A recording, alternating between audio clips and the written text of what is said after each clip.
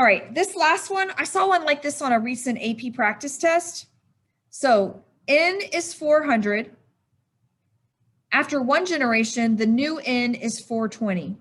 K is 500. What is R max? Okay, so here's what we would have to do. So the number of new individuals would be equal to R max times 400 times K minus N over K. So 500 minus 400 over 500.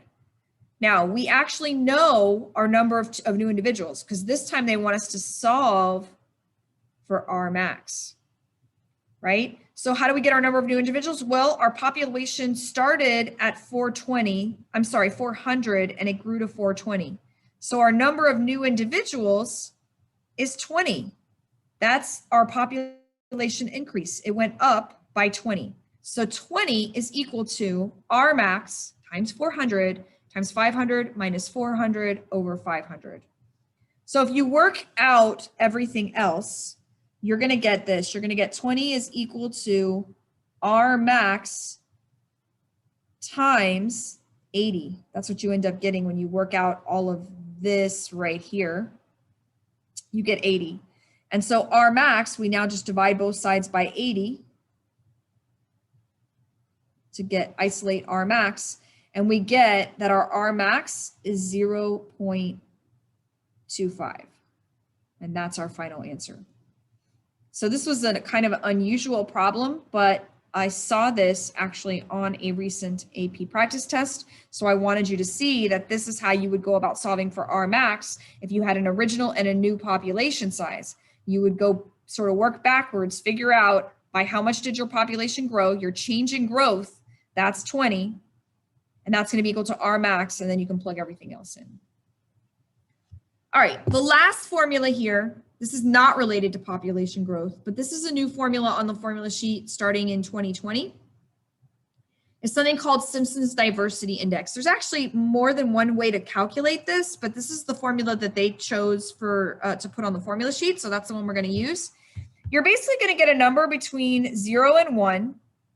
And the higher number means more biodiversity, means the more species that are living in that environment and the more of each species there is. So it's not just that there's 100 species living there, but it also takes into account how many of each of those species are there.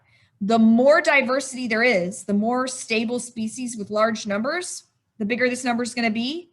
And that actually is related to or correlated to a healthier ecosystem, an ecosystem that's less likely to collapse if an invasive species comes in, if some kind of a stressful situation happens. More biodiversity is a healthier ecosystem. So how do you calculate this? So this is the formula. We haven't seen this symbol in a long time, but this is the sum. So it's 1 minus the sum of, and you take the number of each individual species over the total number of organisms of all species combined, of everybody added up, and then you square that, but it's the sum. So let me show you what this looks like. It's not a hard problem to solve, but it's a bit time consuming, depending how many species they give you. So here's the table they gave in this practice problem. So we have 4 species in the area. It's going to be 1 minus the sum of, and then you'd have to do this. So you have 20 individuals of species number 1 over 68 squared plus 34 individuals in species number 2 over 68 total organisms squared plus 4 over 68 squared plus 10 over 68 squared. Now, a shortcut to this, one of my classes pointed out, is you could do this. You could do 1 minus, and then do this. 20 squared plus 34 squared plus 4 squared plus 10 squared over 68 squared. And do it that way instead of dividing this and squaring it individually. And it's a little shorter, and it would still give you the same answer.